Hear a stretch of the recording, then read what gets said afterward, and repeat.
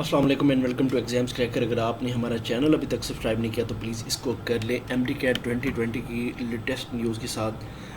میں حاضر ہوں۔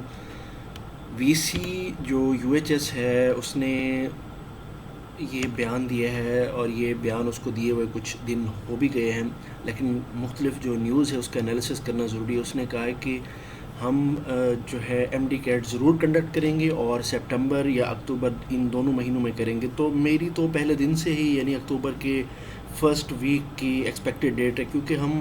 جو ایجوکیشن میں ایک جرنلزم کر رہے ہیں تو ہماری جو سکس سینس ہے وہ اس حساب سے ڈیولپ ہوتی ہے۔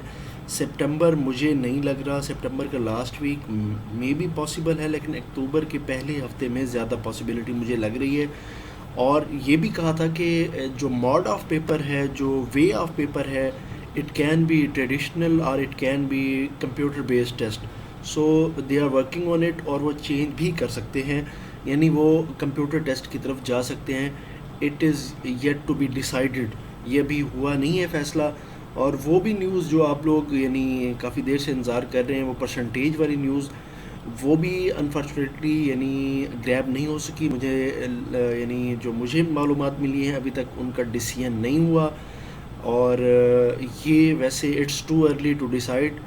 وہ لوگ چاہ رہے ہیں کہ کچھ ڈیٹا اور سٹیٹس پکڑیں تاکہ پھر ہم ڈیسائیڈ کریں۔ ایک اور نیوز جو یعنی چل رہی ہے وہ یہ ہے کہ 60% ٹو سٹ ان، یعنی eligibility criteria to sit in the M T CAT 2020 would be 60%، and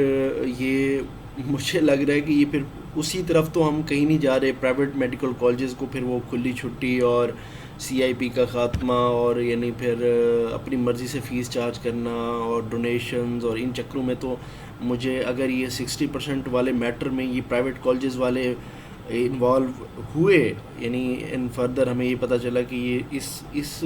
فیصلے کے پیچھے پرائیویٹ میڈیکل کالجز کا ہاتھ ہے، تو مجھے یہ لگتا ہے کہ وہ پھر پوری ٹرائی کریں گے اس کووڈ-19 میں، اس افراتفری میں فائدہ اٹھانے کی، کہ ہم سی آئی پی ختم کرا کے اپنی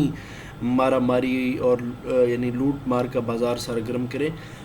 دیکھیں جو سی آئی پی ہے وہ بہت سارے لوگوں کو فائدہ دے رہی ہے، اس میں یعنی میڈیوکر بندے بھی پرائیویٹ کرنے کا سوچ لیتے ہیں، 12-13 لاکھ زمین